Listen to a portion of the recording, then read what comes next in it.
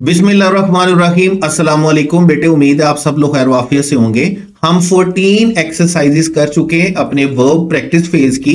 उसमें से जो हमारे पास फर्स्ट 10 एक्सरसाइजेस हैं वो हमारे पास है फिल इन दी ब्लैंक्स में, और हमारे पास जो 4 एक्सरसाइजेस हैं यानी कि 11, 12, 13 और 14 ये हमारे पास है अल्टरनेटिव सेंटेंसेस की। हमारी जो लास्ट एक्सरसाइज है जो आज हम कर रहे हैं 15, ये स्पॉट द एरर में है, और इसके 25 एमसीक्यूज जो है वो हमारे पास सारे के सारे किस में रहेंगे, स्पॉट द एरर। और स्पॉट द एरर क्वेश्चन आप अच्छे तरीके से समझते हैं कि एक ही सेंटेंस में सेंटेंस को 4 जगह पर अंडरलाइन किया गया होता है, अल्फा बीटा चार्ली डेल्टा। हमें सेंटेंस पढ़ना होता है, सेंटेंस समझना होता है, और हमने ग्रामेटिकली ये देखना होता है कि एरर कहां पे है। यहां पर हमें करेक्ट ऑप्शन नहीं बतानी जैसे हम फिल इन दी ब्लैंक्स में बताते हैं या अल्टरनेटिव सेंटेंसेस में बताते हैं। हमें यहां पर एरर बताना है कि सेंटेंस में एरर किस जगह पर है। जैसे देखें हमारे पास क्वेश्चन नंबर 1 है, ही हार्डली रिकॉग्नाइज्ड। अब रिकॉग्नाइज्ड सेकंड फॉर्म लिखी हुई है, ही के साथ अग्री करता है, सेकंड फॉर्म है, सिंगुलर प्लूरल के साथ फर्क नहीं पड़ता, पास्ट इंडेफिनिट लिखा हुआ है। रिकॉग्नाइज्ड में हमें कोई भी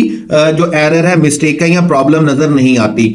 द ग्रे हेयर्ड सैलरीमैन हु पीयर्ड, अब पास्ट के बाद पास्ट आना चाहिए, again second form past indefinite लिखा हुआ है। हमें बीटा में भी कोई प्रॉब्लम, कोई मिस्टेक, कोई एरर नजर नहीं आती है। उसके बाद हम चलेंगे a cubicle samurai who had devoted his life. अब हैड डिवोटेड में भी हमें कोई प्रॉब्लम नजर नहीं आती, लेट पास्ट की बात हो रही है कि जिसने अपनी जिंदगी डिवोट कर दी, तो हम उसको पास्ट परफेक्ट में लिख रहे हैं, पास्ट के बाद पास्ट होना चाहिए, तो हमें हैड डिवोटेड में भी कोई इशू नहीं है। उसके बाद इशू हमारे पास कहां पर है, असल में इशू है हमारे पास डेल्टा में। देखें ये डिवोटेड टू में जो डिवोट टू है ना, इस वर्ब को समझेंगे आप।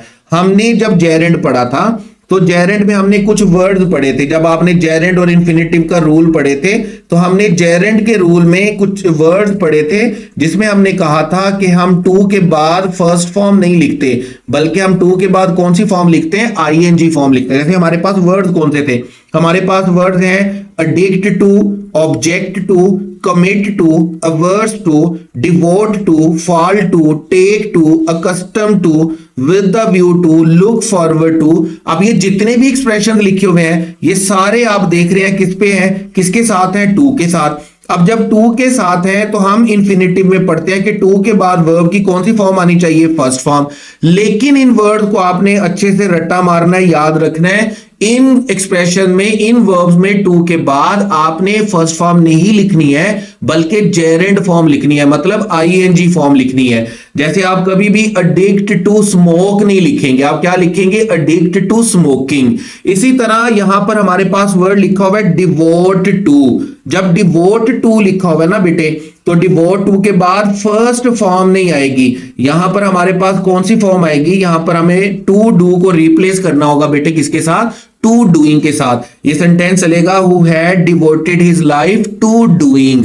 यहां पर हमें डिवोट टू की वजह से आईएनजी फॉर्म लिखनी, हमें फर्स्ट फॉर्म नहीं लिखनी। और इसके साथ एक और बात भी याद रखिएगा, हमने यूज टू में भी पढ़ा था। देखें यूज टू में हमारे पास क्या है, हम कहते हैं कि अगर सेंटेंस में सब्जेक्ट से सेंटेंस स्टार्ट हुआ और यूज टू से पहले बी फॉर्म आ गया तो फिर हमने इसके साथ फर्स्ट फॉर्म नहीं लिखनी होती बल्कि कौन सी फॉर्म लिखनी होती है, आईएनजी फॉर्म।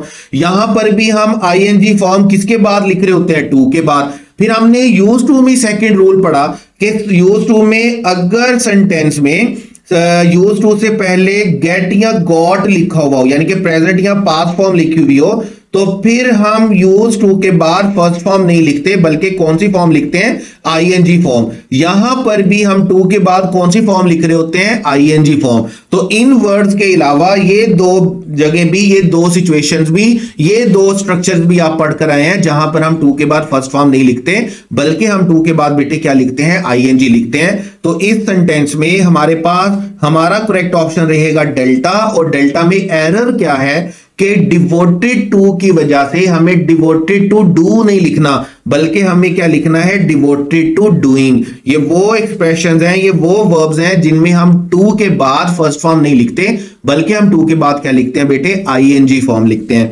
उसके बाद है हमारे पास क्वेश्चन नंबर 2, शी वाज। अब वाज में हमें कोई एरर नजर नहीं आता, वाज ही के लिए लिखा हुआ है, शी सिंगुलर है, वाज भी सिंगुलर है, पास्ट है, कोई प्रॉब्लम नहीं। Very demotivated by being. अब देखें, आपने जेरेंट के रूल में पढ़ा कि आफ्टर प्रेपोजिशन आपको क्या लिखना होता है, आफ्टर प्रेपोजिशन आपको हमेशा जेरेंट फॉर्म लिखनी होती है।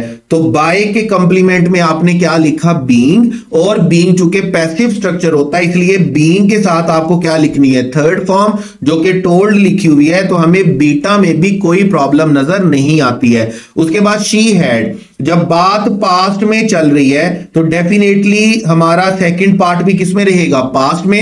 तो हमें हैड के साथ भी कोई प्रॉब्लम नहीं है, कोई डिस्टर्बेंस, कोई एरर, कोई मिस्टेक नहीं है। उसके बाद आगे चलेंगे, little chance of being promoted. अब ये जो बीइंग है, अभी जैसे हमने बात की कि बीइंग के साथ कौन सी फॉर्म आएगी, थर्ड फॉर्म। जैसे देखें, हमारे पास कुछ एक्सप्रेशन है जो पैसिव वॉइस में जाते हैं और उनके साथ वर्ब की थर्ड फॉर्म आनी ही आनी है। जैसे देखें, हमारे पास बी का वर्ब है, हमारे पास बीन है, या हमारे पास बीइंग है। इसी तरह आप इंफिनिटिव का पैसिव भी बनाते हैं, कहां पर, टू बी के साथ। टू बी जहां पर भी आएगा आपके पास वर्ब की कौन सी फॉर्म आनी चाहिए, थर्ड फॉर्म। बीइंग जहां पर भी आएगा आपके पास वर्ब की कौन सी फॉर्म आनी चाहिए, थर्ड फॉर्म। बीन जहां पर भी आएगा तो आपके पास थर्ड फॉर्म आनी चाहिए पैसिव के लिए। वैसे has been, have been, had been, will have been, shall have been के साथ हम आईएनजी फॉर्म भी लिखते हैं, लेकिन वो परफेक्ट कॉन्टिन्यूअस के टेंसेस होते हैं। जहां पर परफेक्ट में बीन आएगा तो बीन के साथ वर्ब की कौन सी फॉर्म आएगी, थर्ड फॉर्म आएगी। इसी तरह फ्यूचर में विल शैल को हम बनाते हैं विल बी और शैल बी, और उसके साथ हम वर्ब की बेटे कौन सी फॉर्म लिखते हैं, थर्ड फॉर्म, चूंकि ये पैसिव स्ट्रक्चर है। तो ये जो चार फॉर्म्स होती है ना हमारे पास, बी, बीन, बीइंग और टू बी, इनके साथ हमें थर्ड फॉर्म लिखनी होती है, क्योंकि ये सारे के सारे हमारे पास हम एक तरह के कीवर्ड्स होते हैं कि हमारा सेंटेंस किस में चल रहा है, पैसिव वॉइस में। तो यहां पर भी बीइंग के कंप्लीमेंट में हम प्रोमोट नहीं लिखेंगे, बल्कि हमें यहां पर बेटे क्या लिखना होगा, प्रोमोटेड। तो हमारा करेक्ट ऑप्शन क्या चलेगा, डेल्टा, जिसमें एरर ये है कि बीइंग की वजह से प्रोमोट नहीं आएगा, बल्कि बीइंग की वजह से क्या आएगा, प्रोमोटेड। हमें सेंटेंस में से एरर ढूंढना है और एरर किस में है, डेल्टा में। उसके बाद है हमारे पास क्वेश्चन नंबर 3। क्वेश्चन नंबर 3 में ही हेट्स, हेट्स ही के साथ अग्री करता है, प्रेजेंट लिखा हुआ है, सब्जेक्ट सिंगुलर है, एस का एडिशन किया हुआ है, हमें हेट्स में कोई प्रॉब्लम नजर नहीं आती। ही इज डिटर्मिन्ड, हमें ही इज डिटर्मिन्ड में भी कोई प्रॉब्लम नजर नहीं आती। और अगर ये ही वाज डिटर्मिन्ड भी है तो फिर भी हमें कोई प्रॉब्लम यहां तक नजर नहीं आती। उसकी रीजन क्या है कि सेंटेंस का फर्स्ट पार्ट किस में है, प्रेजेंट में। सेंटेंस का फर्स्ट पार्ट प्रेजेंट में हो तो सेकंड किसी भी टेंस में हो सकता है। डिटरमिन्ड के बाद लिखा हुआ है टू स्टिक, इसमें भी हमें कोई इशू नहीं है। डिटरमिन्ड के बाद इंफिनिटिव आएगा, but because he need the money. अब यहां पर हम देखेंगे हमारे पास सेंटेंस में लिखा हुआ है नीड, और नीड किसके लिए लिखा हुआ है, ही के लिए। ही नीड ही के साथ अग्री नहीं करता है, प्रेजेंट लिख रहे हैं तो लाजमी तौर पर इस नीड को क्या बनाना पड़ेगा, नीड्स बनाना पड़ेगा। हमें इसको प्रेजेंट इंडेफिनिट के रूल के मुताबिक अगर हमारा सब्जेक्ट सिंगुलर हो तो हमें इसको एस के साथ एडिशन करना पड़ता है। अच्छा, अब यहां पर एक और बात भी याद रखेंगे, इससे पहले हम पढ़कर आए हैं कि हम नीड को दो तरह से पढ़ते हैं। हम नीड को पढ़ते हैं मेन वर्ब के तौर पर, हम मेन वर्ब के तौर पर, और हम नीड को पढ़ते हैं किसके तौर पर, हेल्पिंग वर्ब के तौर पर। जब मेन वर्ब के तौर पर पढ़ते हैं तो टू प्लस फर्स्ट फॉर्म आती है, जब हेल्पिंग वर्ब के तौर पर पढ़ते हैं तो फिर हमें just first form bare infinitive लिखना होता है। जैसे देखें, मैं सेंटेंस लिखता हूं ही नीड, और मैं सेंटेंस लिखता हूं ही नीड्स। अब अगर मैं इनको कंप्लीट करूंगा तो मैं बोलूंगा he needs to go. Needs he के साथ अग्री करता है, मेन वर्ब के तौर पर यूज हुआ। ही नीड टू गो नहीं होगा, बल्कि क्या होगा, ही नीड गो होगा। लेकिन यहां पर आपने ये याद रखना है, ये रूल आपने तब अप्लाई करना है जब नीड के बाद नॉन फाइनाइट वर्ब लिखा हुआ होगा। अब यहां पर नीड के बाद तो वर्ब लिखा ही नहीं हुआ, बल्कि क्या लिखा हुआ है, नाउन लिखा हुआ है। इसका मतलब ये नीड का स्ट्रक्चर नहीं है, बल्कि ये प्रेजेंट इंडेफिनिट का प्लेन क्वेश्चन है, जहां पर नीड को किसके तौर पर यूज किया गया है, मेन वर्ब के तौर पर। इसलिए हम यहां पर ही नीड नहीं लिखेंगे, बल्कि हम क्या लिखेंगे बेटे, ही नीड्स लिखेंगे। तो हमारा करेक्ट ऑप्शन रहेगा डेल्टा, और डेल्टा में एरर क्या है कि नीड नहीं आना चाहिए, बल्कि क्या आना चाहिए, नीड्स आना चाहिए। उसके बाद है हमारे पास question number 4। They consulted a doctor, consulted में हमें कोई प्रॉब्लम नजर नहीं आती, कंसल्टेड दे के साथ अग्री करता है। हु टोल्ड, यहां पर भी हमें कोई प्रॉब्लम नजर नहीं आती। देयर वाज वेरी लिटिल, यहां पर भी हमें कोई प्रॉब्लम नजर नहीं आती है। तो प्रॉब्लम है हमारे पास डेल्टा में। प्रॉब्लम क्या है कि कुड के साथ लिखा हुआ है डन, जबकि यहां पे कुड के साथ वर्ब की कौन सी फॉर्म आनी चाहिए, फर्स्ट फॉर्म, और क्या आना चाहिए, डू। हमने जब मॉडल एक्सिलरी के स्ट्रक्चर पढ़े थे तो हमने पढ़ा था कि मॉडल एक्सिलरी के साथ हमें वर्ब की फर्स्ट फॉर्म लिखनी है। वैसे देखिए, हमने मॉडल एक्सिलरी के जितने भी स्ट्रक्चर्स लिखे थे ना, अगर मैं फटाफट से भी यहां पर लिखूं तो 1 मिनट का काम है, 5 ही तो बातें याद रखने वाली हैं कि मॉडल एक्सिलरी के जो पॉसिबल स्ट्रक्चर्स होते हैं पूरी इंग्लिश में, या तो आप मॉडल एक्सिलरी के साथ फर्स्ट फॉर्म लिखते हैं, आप कभी भी मॉडल एक्सिलरी के साथ डायरेक्ट सेकंड या थर्ड फॉर्म नहीं लिखते। उसके बाद आप मॉडल एक्सिलरी के बाद अगर पैसिव स्ट्रक्चर लिख रहे हैं तो फिर आप बी लिखेंगे, और बी के साथ वर्ब की कौन सी फॉर्म लिखेंगे, थर्ड फॉर्म, चूंकि हम पैसिव स्ट्रक्चर लिख रहे हैं।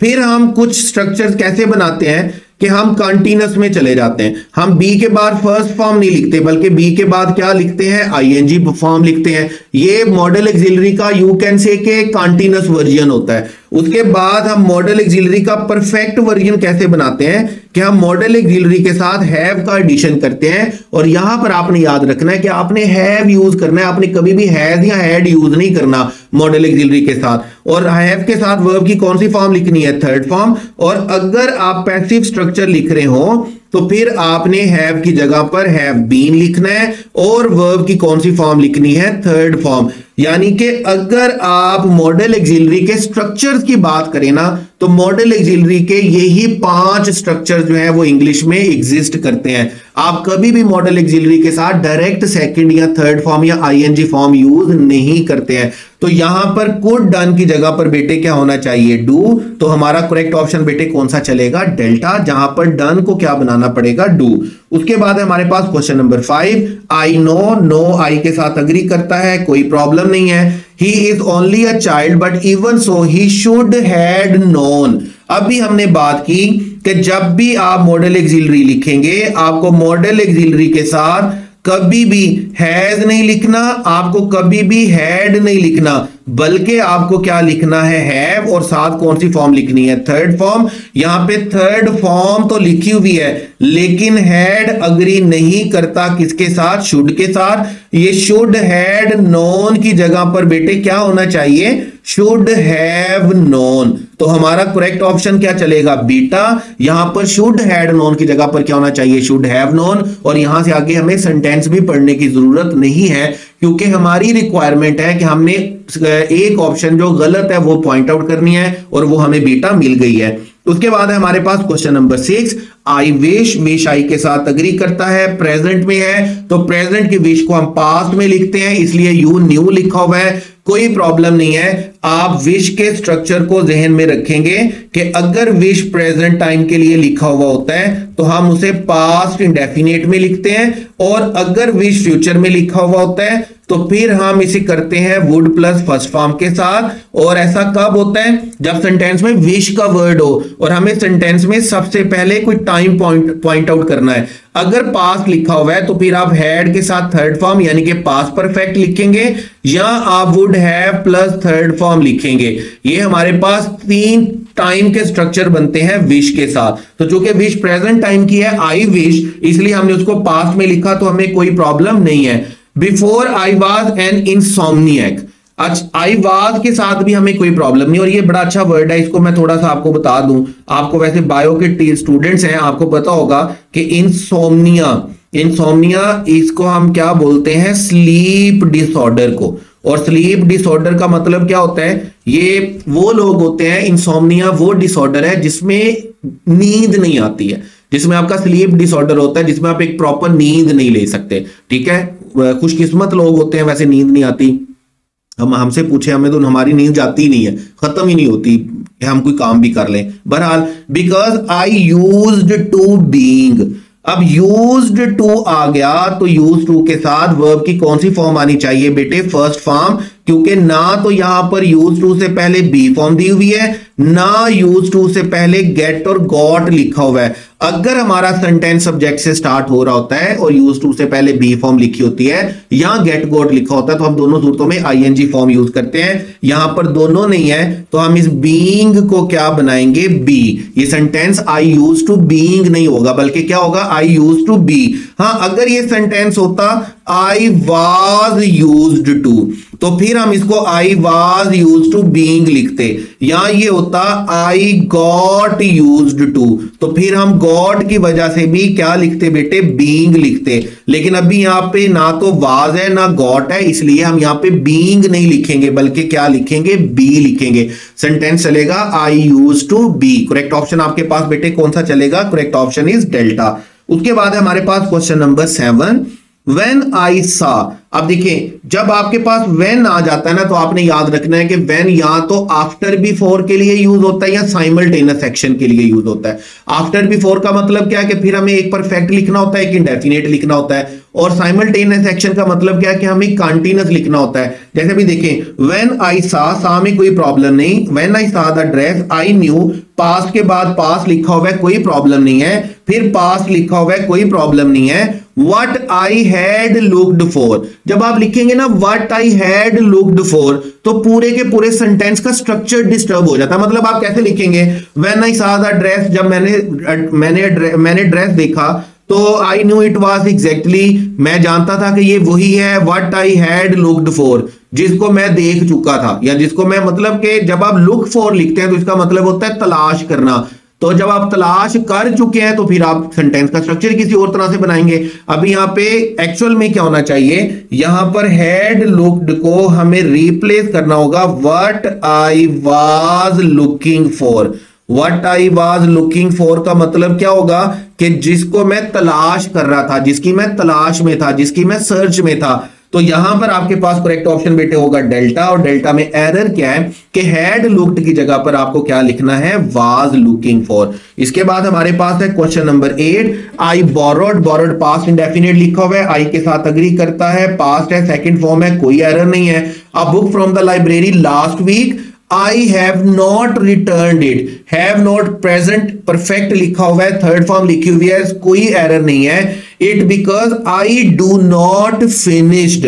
अब देखें, दो बातें हैं। पहली बात तो ये है कि यहां पर प्रेजेंट इंडेफिनेट नहीं आ सकता। यहां पर आपके पास कौन सा टेंस आएगा, I do not finish reading it yet. Yet का मतलब है कि आप फिनिश्ड काम की बात करें, कंप्लीट काम की बात करें, तो इसका मतलब यहां पर हमें परफेक्ट टेंस लिखना है। और कौन सा टेंस लिखना, हमें प्रेजेंट परफेक्ट, क्योंकि मैंने अभी तक उसको खत्म नहीं किया है। और दूसरी बात क्या है कि यहां पर डू नॉट लिखा हुआ है। अगर आप फर्ज कर लें, फर्ज वैसे आना नहीं है यहां पे प्रेजेंट इंडेफिनिट, लेकिन अगर आप फर्ज कर लें कि डू नॉट ठीक भी है, तब भी डू नॉट के साथ आपने याद रखना है, डू डज डिड के साथ आप वर्ब की कौन सी फॉर्म लिखते हैं, फर्स्ट फॉर्म, तब भी फिनिश्ड इसके साथ अग्री नहीं करता है। तो एक्चुअल में हमारा एरर है चार्ली में, और चार्ली में हमें ठीक करने के लिए डू नॉट को रिप्लेस करना होगा बेटे किसके साथ, हैड नॉट फिनिश्ड के साथ। हमें हैव नॉट फिनिश्ड के साथ, सॉरी,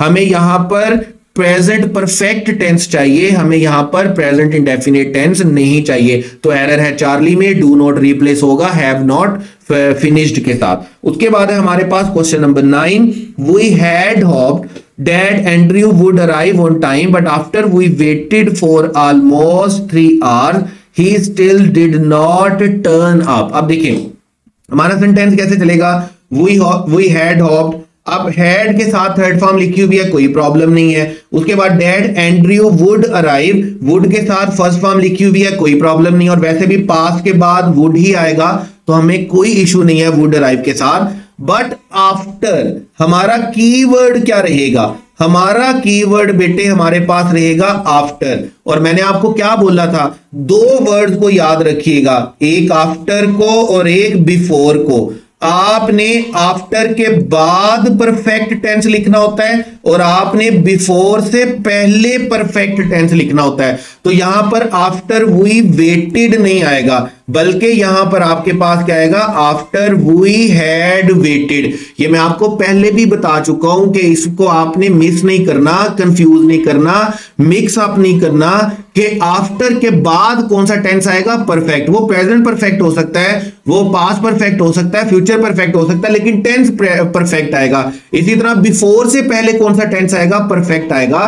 बिल्कुल उसी तरह ये प्रेजेंट परफेक्ट हो सकता है, पास्ट परफेक्ट हो सकता है, फ्यूचर परफेक्ट हो सकता है, लेकिन आएगा आपके पास कौन सा टेंस, फ्यूचर परफेक्ट टेंस आएगा। तो यहां पर हमारा एरर किस में रहेगा, चार्ली में, जिसमें हम वेटेड को रिप्लेस करेंगे किसके साथ, हैड वेटेड के साथ। आफ्टर के बाद परफेक्ट आना है और बिफोर से पहले परफेक्ट आना है। उसके बाद है हमारे पास बेटे question number 10, I would rather. अब वुड रादर के साथ फर्स्ट फॉर्म आती है, तो फर्स्ट फॉर्म क्या लिखी हुई है, हैव। हमें कोई प्रॉब्लम नहीं है वुड रादर के साथ, और हमें कोई प्रॉब्लम नहीं है हैव के साथ। हैव माई पीपल लाफ, जब हैव के बाद पर्सन आ जाता है, आपने हैज हैव हैड के दो स्ट्रक्चर पढ़े हैं, और हैज हैव हैड के दो स्ट्रक्चर हमने क्या पढ़े हैं कि अगर इनके बाद पर्सन आए तो आपने वर्ब की फर्स्ट फॉर्म लिखनी है, और अगर इनके बाद ऑब्जेक्ट आए तो फिर आपने वर्ब की कौन सी फॉर्म लिखनी है, थर्ड फॉर्म। अब यहां पर हैव के बाद माय पीपल आया हुआ है, और माय पीपल के बाद वर्ब की कौन सी फॉर्म लिखी हुई है, फर्स्ट फॉर्म, जिसमें कोई प्रॉब्लम नहीं है, हमें जरा सा भी परेशान होने की जरूरत नहीं है। एट माई इकोनॉमीज देन, असल में इस सेंटेंस में, इस क्वेश्चन में हमारा जो कीवर्ड रहेगा वो क्या है, देन। और मैंने आपको क्या बताया था कि देन अगर आपके सेंटेंस में आए तो आपने याद रखना है आपके दोनों तरफ का वर्ब क्या होना चाहिए, बिल्कुल सेम। अगर एक आपके पास बेयर इन्फिनिटिव है तो दूसरा बेयर इन्फिनिटिव होगा, अगर एक इंडेफिनिट है, अगर एक इन्फिनिटिव है तो दूसरा इन्फिनिटिव होगा, और अगर एक जेरेंड है तो दूसरा भी क्या होगा, जेरेंड होगा। अब आप देखेंगे कि देन से पहले क्या लिखा हुआ है, लाफ, और देन के बाद क्या लिखा हुआ है, टू वीप। तो जब पहले लाफ लिखा हुआ है यानी कि फर्स्ट फॉर्म लिखी हुई है, तो हमें सेकंड को भी बेटे क्या करना है, फर्स्ट फॉर्म पे लेकर आना है। हमारा करेक्ट ऑप्शन क्या होगा, डेल्टा। अच्छा, अब यहां पर एक छोटा सा टेक्निकल पॉइंट है, टेक्निकल पॉइंट के इस बात को समझ लीजिएगा। देखें, पहले लिखा हुआ है लाफ, उसके बाद लिखा हुआ है देन, और फिर लिखा हुआ है टू वीप। अब मैं आपसे क्या कह रहा हूं कि पहले चूंकि फर्स्ट फॉर्म लिखी हुई है तो बाद वाले को आपने कौन सी फॉर्म बनानी है, फर्स्ट फॉर्म। आपने टू वीप को क्या करना है, क्रॉस करना है। अब इसको सही करने का दूसरा तरीका यह भी तो है कि आप टू वीप को चेंज ना करें, और टू वीप को चेंज ना करने की बजाय, टू वीप को चेंज करने की बजाय आप लाफ को क्या बना दें, टू लाफ बना दें। ऐसा भी तो हो सकता है ना। लेकिन एक बात याद रखिएगा, जब आप इंग्लिश से पढ़ रहे होते हैं तो हम क्या चल रहे होते हैं, हम अपने लेफ्ट टू राइट चल रहे होते हैं। तो जो एरर पहले आता है ना, जो बात पहले आती है वो सही होती है, मतलब लाफ में कोई एरर नहीं है, हमें कोई प्रॉब्लम नहीं है, हम टू वीप को ही चेंज करेंगे। और वैसे भी अगर मैं यहां पे टू लाफ को फर्ज करें, अगर एक मिनट के लिए मैं यहां पे टू लाफ कर भी देता हूं, तो टू लाफ अग्री नहीं करता किसके साथ, हैव के साथ, क्योंकि हैव के साथ या तो हमें फर्स्ट फॉर्म लिखनी है या हमें थर्ड फॉर्म लिखनी है। यहां पर हमें फर्स्ट फॉर्म आएगी पीपल की वजह से, यहां पर हम टू लाफ जो है वो ग्रामेटिकली लिख भी नहीं सकते। इसलिए हमारे पास करेक्ट ऑप्शन बेटे कौन सा चलेगा, डेल्टा, जहां पर हमें टू वीप को क्या बनाना होगा, वीप, और ये हमारा स्ट्रक्चर बन जाएगा पैरेलल। उसके बाद है हमारे पास question number 11, it is high time. ये जो एक्सप्रेशन है ना आपके पास, इट इज हाई टाइम, ये असल में आपके पास एक जो मॉडिफाइड वर्जन है किसका, इट इज टाइम का। और जहां पर भी आप इट इज टाइम पढ़ेंगे, इट इज हाई टाइम पढ़ेंगे, आपको फौरन समझ में आ जानी चाहिए कि हम किसकी बात कर रहे हैं। आपको फौरन समझ में आनी चाहिए कि हम बात कर रहे हैं पास्ट सब्जंक्टिव की। और जब पास्ट सब्जंक्टिव की बात कर रहे हैं हम, तो इसका मतलब हमें पास्ट में जाना है। पास्ट में जाने का मतलब हमें वर्ब की कौन सी फॉर्म लिखनी है, second form. It is time दिखने में, पढ़ने में, सुनने में, या हमें ऐसा लगता है कि हमें ट्रांसलेशन में भी प्रेजेंट में लेकर के जाता है, लेकिन इट इज टाइम के साथ आपने अपने आप को भड़काना नहीं है, मिसडायरेक्ट नहीं होने देना, मिसगाइड नहीं होने देना। इट इज टाइम हो, इट इज हाई टाइम हो, इसके साथ हमें वर्ब की फर्स्ट फॉर्म नहीं लिखनी, बल्कि हमें वर्ब की कौन सी फॉर्म लिखनी है, सेकंड फॉर्म। तो यहां पर हमारा करेक्ट ऑप्शन क्या रहेगा, Charlie. It is high time की वजह से हम रेनोवेट की जगह पर क्या लिखेंगे बेटे, रेनोवेटेड। उसके बाद है हमारे पास question number 12, hardly I had. हमने पढ़ा था ये तीन वर्ड्स हैं, हार्डली है, हार्डली के साथ हमारे पास स्कार्सली है, और स्कार्सली के साथ हमारे पास क्या है, बेयरली। बल्कि आपने इसके साथ एक और एक्सप्रेशन भी पढ़ा था, नो सूनर, और हमने क्या कहा था कि इन तीनों के साथ और नो सूनर के साथ आपको हमेशा सेंटेंस में बेटे क्या लिखनी है, इन्वर्जन। और इन्वर्जन का मतलब क्या है कि आपको सेंटेंस में हेल्पिंग वर्ब पहले लिखना है और सब्जेक्ट बाद में। तो जैसे यहां पे लिखा हुआ है ना, हार्डली आई हैड, तो एक्चुअल में ये हार्डली आई हैड नहीं होगा, बल्कि क्या होगा, हार्डली हैड आई। आपने इनके रूल में एक और बात भी पढ़ी थी कि नो सूनर हो या हार्डली स्कार्सली बेयरली हो, तो आप इनके साथ पास्ट इंडेफिनिट लिखेंगे या पास्ट परफेक्ट लिखेंगे। अगर आप पास्ट इंडेफिनिट लिख रहे हैं तो फिर आपको did plus subject plus first form लिखनी है, और अगर आप हैड लिख रहे हैं तो फिर आपको had plus subject plus verb की थर्ड फॉर्म लिखनी है। लेकिन आपको हेल्पिंग वर्ब बेटे हमेशा कहां पर लिखना है, सब्जेक्ट से पहले लिखना, हमें इन्वर्जन लिखनी है। उसके बाद है हमारे पास क्वेश्चन नंबर 13। क्वेश्चन नंबर 13 है, इफ आई वाज यू, अगर मैं तुम्हारी जगह पर होता। तो जैसे ही हम ये फ्रेज, ये क्लॉज पढ़ते हैं तो हमें पता चलता है कि असल में हम किसकी बात कर रहे हैं, हम इमेजिनरी सिचुएशन की बात कर रहे हैं, हम सपोज्ड सिचुएशन की बात कर रहे हैं। आपको बड़े अच्छे से याद होगा, हमने पास्ट सब्जंक्टिव पढ़ा था, और पास्ट सब्जंक्टिव में हमने कुछ एक्सप्रेशन पढ़े। जैसे हमारे पास एक्सप्रेशन था वुड डैट, हमारे पास एक्सप्रेशन था इफ ओनली, इसी तरह हमारे पास एक्सप्रेशन था आई वर। ये हमारे पास कौन से एक्सप्रेशन थे, जहां पर हम इमेजिनरी सिचुएशन की बात कर रहे होते हैं, जहां पर हम सपोज सिचुएशन की बात कर रहे होते हैं, और इन सब के बाद हमें वर्ब की सेकंड फॉर्म लिखनी होती है। और अगर आपने स्टेट ऑफ बीइंग लिखनी है तो फिर आप वाज नहीं लिखते, बल्कि क्या लिखते हैं, वर। जैसे आई के साथ क्या लिखा हुआ है, आई वर। ये सेंटेंस होता है इफ आई वर, काश ऐसा होता, काश मैं बादशाह होता, if I were a king. तो काश मैं आपकी जगह पर होता, अगर मैं तुम होता, काश मैं तुम्हारी जगह पर होता। तो ऐसी सूरत में आई वाज नहीं आएगा, बल्कि आप वाज के वर्ड को रिप्लेस करेंगे बेटे किसके साथ, वर के साथ। उसके बाद है हमारे पास question number 14, the students could not understood. आसान तरीन क्वेश्चन है। कुड नॉट का मतलब क्या है, मॉडल एक्सिलरी, और मॉडल एक्सिलरी के साथ वर्ब की कौन सी फॉर्म आनी चाहिए, फर्स्ट फॉर्म। लेकिन यहां पे क्या लिखा हुआ है, understood. Understood second third form होती है, यहां पर हमें अंडरस्टूड की जगह पर क्या लिखना है बेटे, अंडरस्टैंड। मॉडल एक्सिलरी के साथ जो 5 स्ट्रक्चर बनते हैं, उनमें किसी भी स्ट्रक्चर में आप किसी भी तरह से मॉडल एक्सिलरी के साथ सेकंड या थर्ड फॉर्म नहीं लिख सकते। हमें या तो फर्स्ट फॉर्म लिखनी है, या बी के साथ थर्ड फॉर्म लिखनी है, या बी के साथ आईएनजी फॉर्म लिखनी है, या हैव के साथ थर्ड फॉर्म लिखनी है, या हैव बीन के साथ थर्ड फॉर्म लिखनी है। ये 5 ही स्ट्रक्चर हमारे पास मॉडल एक्सिलरी के बनते हैं। तो हमारा एरर रहेगा चार्ली में, जहां पर हम अंडरस्टूड की जगह पर बेटे क्या लिखेंगे, अंडरस्टैंड। उसके बाद हमारे पास क्वेश्चन नंबर 15। क्वेश्चन नंबर 15 है, when he was waiting at the station. जब बात पास्ट में स्टार्ट हुई है तो सेकंड पार्ट भी आपके पास किस में रहेगा, पास्ट में। सिंपल पैरेलल स्ट्रक्चर का रूल है। तो यहां पर हम रियलाइजेस के वर्ड को, रियलाइजेस के वर्ब को रिप्लेस करेंगे किसके साथ, रियलाइज्ड के साथ। हम इसे किस में लेकर के जाएंगे, पास्ट में। उसके बाद She had left him with the calmness and a pious that accord। आप देखें हमारा सेंटेंस की, अच्छा इससे पहले मैं आपको ये बता दूं, ये पास पेपर का क्वेश्चन भी है। और पास पेपर का क्वेश्चन क्या होता है, जैसे देखिए एक बात ये भी याद रखिएगा कि हमने सारे पास पेपर जितने भी प्रोविंसेस हैं हमारे, जितने भी हमारे पास मेडिकल एमडी कैट के टेस्ट हुए हैं, हमने सारे टेस्ट जो है वो 1 बाय 1 करके डिस्कस करने हैं अलहदा से भी। पंजाब के, खैबर पख्तूनख्वा के, सिंध के, बलूचिस्तान के, फेडरल के, हमने सारे 1 बाय 1 करके जितने भी अवेलेबल होंगे, जितने सालों के अवेलेबल होंगे, हम सबको डिस्कस करेंगे।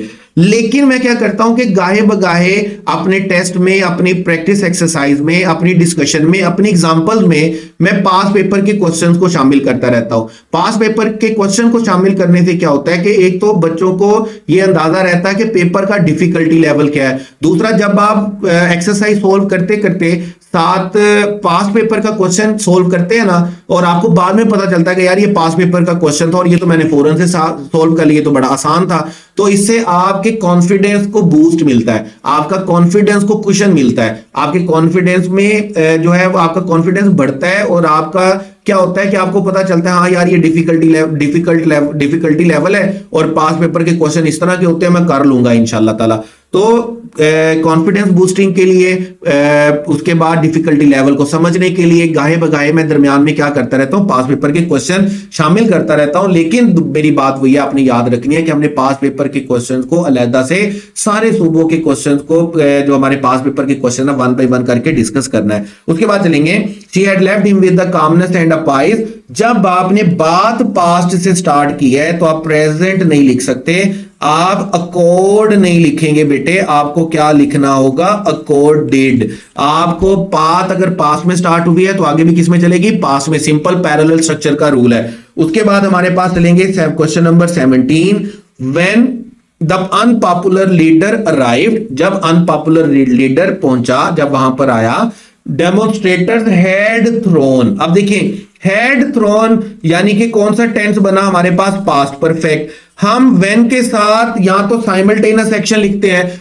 दोनों पास्ट इंडेफिनिट लिखते हैं, या एक पास्ट इंडेफिनिट एक पास्ट कंटीन्यूअस लिखते हैं, या एक पास्ट इंडेफिनिट और एक पास्ट परफेक्ट लिखते हैं। ये 3 स्ट्रक्चर बनते हैं हमारे पास व्हेन के साथ। अब जब आप बोलेंगे ना हैड थ्रो, तो हैड थ्रोन का मतलब था कि उन्होंने तो पत्थर फेंक दिए हुए थे पहले। मतलब कि जब अनपॉपुलर लीडर आया तो लोगों ने पहले ही पत्थर फेंक दिए थे। तो लोगों ने पहले नहीं पत्थर फेंके, लोगों ने पत्थर एग्स एंड टमाटो तब फेंके हैं जब वो लीडर आया है। तो यहां पर हमें पास्ट परफेक्ट की टेक्निकली जरूरत नहीं है।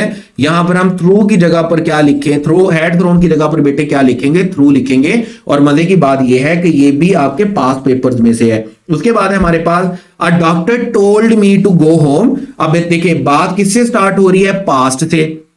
And be with my family as long as I can. जब बात पास्ट से स्टार्ट हो रही है तो फिर कैन नहीं आ सकता। फिर हम कैन को किसके साथ रिप्लेस करते हैं बेटे, कुड के साथ। जब हमने मॉडल ऑक्सिलरी पढ़े थे तो मैंने आपको कहा था, याद रखिएगा कैन की पास्ट फॉर्म हमारे पास क्या होती है, कुड, और मे की पास्ट फॉर्म हमारे पास क्या होती है, माइट। अगर आप प्रेजेंट के लिए लिख रहे हैं तो आप कैन और मे लिखेंगे, अगर आप पास्ट के लिए लिख रहे हैं तो आप कुड और माइट लिखेंगे। बाकी जो हमारे पास है वो प्रेजेंट और पास्ट में सेम होते हैं। मतलब शुड प्रेजेंट में भी शुड होगा और पास्ट में भी क्या होगा, शुड। मस्ट प्रेजेंट में भी मस्ट होगा और पास्ट में भी क्या होगा, मस्ट। इसी तरह ऑट टू प्रेजेंट में भी ऑट टू ही रहेगा और पास्ट में जाकर भी क्या रहेगा, ऑट टू ही रहेगा।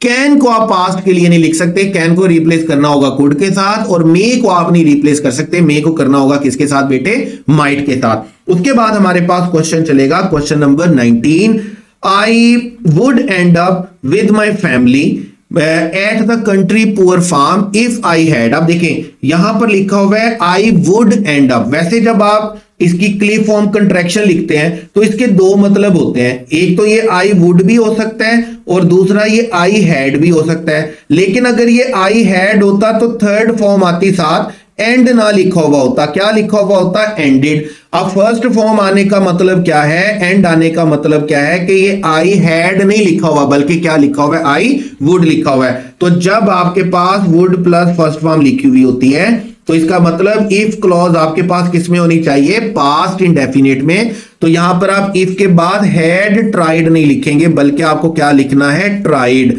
कंडीशनल सेंटेंसेस के जो स्ट्रक्चर है उसमें हमें पता है कि अगर इफ क्लॉज पास्ट इंडेफिनिट में होगी तो वुड प्लस फर्स्ट फॉर्म आएगा, और अगर इफ क्लॉज पास्ट परफेक्ट में होगी तो फिर would have plus third form आएगा। तो चूंकि यहां पे वुड प्लस फर्स्ट फॉर्म दिया हुआ है तो इसलिए यहां पर हैड ट्राइड नहीं आएगा बल्कि क्या आएगा, ट्राइड आएगा। सिंपल कंडीशनल सेंटेंस का हमारे पास क्या है, स्ट्रक्चर। उसके बाद है हमारे पास question number 20, to see the Statue of Liberty and taking. अब ये जो एंड का वर्ड है ना, ये याद रखिएगा, ये मैंने आपको पहले भी बताया कि एंड इंग्लिश में बिल्कुल उसी तरह है जिस तरह मैथ में हमारे पास क्या है, is equal to.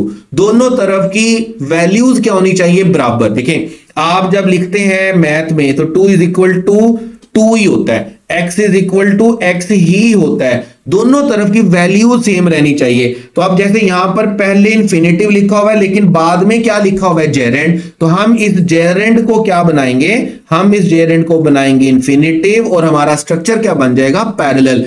And English में बिल्कुल वही रोल प्ले करता है जो कि मैथ में इज इक्वल टू प्ले करता है। दोनों साइड की वैल्यूज क्या होनी चाहिए, बराबर। बेयर इन्फिनिटिव के साथ बेयर इन्फिनिटिव, जेरेंड के साथ जेरेंड और इन्फिनिटिव के साथ इन्फिनिटिव। तो यहां पे 2c की वजह से टेकिंग नहीं आएगा बल्कि क्या आएगा, टू टेक। और हमारा करेक्ट ऑप्शन कौन सा होगा, अल्फा। उसके बाद है हमारे पास question number 21, I was laying down, मैं लेटा हुआ था। अब लेइंग डाउन में लेटने के लिए हमें पता है कि लेटने वाला जो वर्ड होता है हमारा, लेटना या किसी चीज का पड़े हुए होना, पड़े हुए होना, तो इन दोनों के लिए हमारे पास वर्ब क्या होता है, लाई। इसकी सेकंड फॉर्म क्या होती है, ले। इसकी थर्ड फॉर्म क्या होती है, लेन। और इसकी आईएनजी फॉर्म क्या होती है, LYING। और हमारे पास सेकंड वर्ब क्या होता है, ले।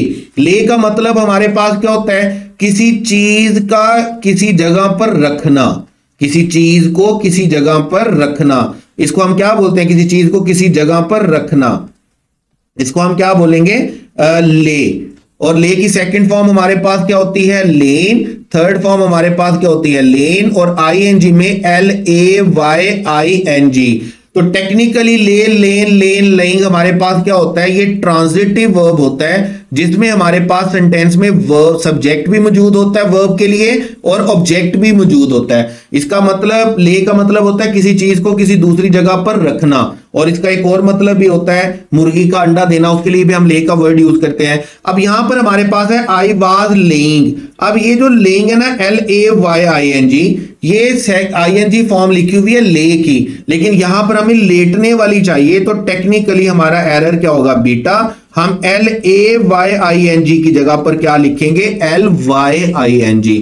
तो इसके बाद हमारे पास है question number 22, it is imperative. जैसे ही आप इट इज इंपेरेटिव पढ़ेंगे और आप में थोड़ी सी शर्म रही हुई, आप में थोड़ी सी अक्ल रही हुई, तो मैं आपको चीख चीख के बोलता रहा हूं, आपको मैं बार बार कहता रहा हूं, बेटे याद रखिएगा कि आपने प्रेजेंट सब्जंक्टिव वाले सारे वर्ड्स को बड़े अच्छे तरीके से रट्टा मारना है। और इनको रट्टा मारने के अलावा आपके पास कोई ऑप्शन नहीं है। जब आपके पास प्रेजेंट सब्जंक्टिव का कोई कीवर्ड दिया गया हो सेंटेंस के फर्स्ट पार्ट में, लाइक सजेस्टेड हो, रेकमेंडेड हो, एडवाइज्ड हो, इट इज इंपेरेटिव हो, इट इज गुड हो, इट इज बैड हो, इट इज लाइकली हो, इट इज एसेंशियल हो, इट इज अनलाइकली हो, इट इज वाइटल हो, तो ऐसी सारी सूरतों में आपने कितनी बातों का ख्याल रखना होता है। नंबर 1, सेकंड पार्ट के लिए आपने कोई मॉडल एक्सिलरी नहीं लिखना। नंबर 2, आपने वर्ब की फर्स्ट फॉर्म लिखनी है, यानी कि आपने बेयर इन्फिनिटिव लिखना है, ठीक है। उसके बाद आपने कोई टेंस फॉलो नहीं करना, SES नहीं लगाना, आपने पास्ट में नहीं लेकर के जाना, ING नहीं लगाना।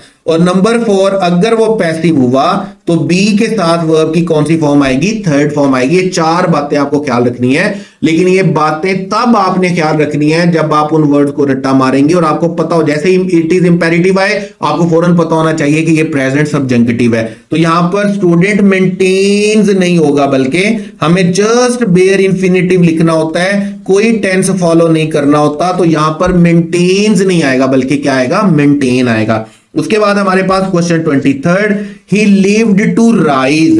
अब राइज के बारे में हम पहले भी पढ़ा है कि राइज हमारे पास क्या है, राइज का मतलब होता है किसी चीज का बढ़ना या किसी चीज का ज्यादा होना। ये टेक्निकली हमारे पास इंट्रांजिटिव वर्ब है, इसमें हमारे पास ऑब्जेक्ट नहीं होता। सेकंड फॉर्म क्या होती है, रोज, और थर्ड फॉर्म क्या होती है, राइजन, और ING फॉर्म हमारे पास क्या होती है, राइजिंग। इसी का सेकंड वर्जन हमारे पास क्या होता है, इसी का सेकंड वर्ब हमारे पास क्या होता है, रेज। और रेज का मतलब होता है किसी चीज को बढ़ाना, किसी चीज को ज्यादा करना या परवरिश करना, देखभाल करना। और टेक्निकली हमारे पास ग्रामेटिकली क्या होता है, ये ट्रांजिटिव वर्ब है, जिसमें हमारे पास सब्जेक्ट के साथ साथ क्या होता है, ऑब्जेक्ट भी। अब रेज के सेकंड फॉर्म हमारे पास क्या होती है, रेज, और थर्ड फॉर्म हमारे पास क्या होती है, रेज। ING फॉर्म हमारे पास बेटे कौन सी होती है, रेजिंग। तो यहां पर he live to raise a family of 5 children,